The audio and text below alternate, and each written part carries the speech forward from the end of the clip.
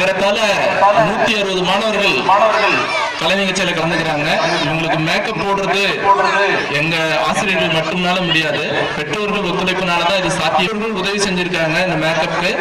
அதுல இப்ப எங்க மேடைக்காரிகள் 2 பேர் இருக்காங்க. திருமதி நந்தினி, திருமதி மௌத்ரா ஆகியோரை பரிசோலங்க மேடை கலைக்கிறோம்.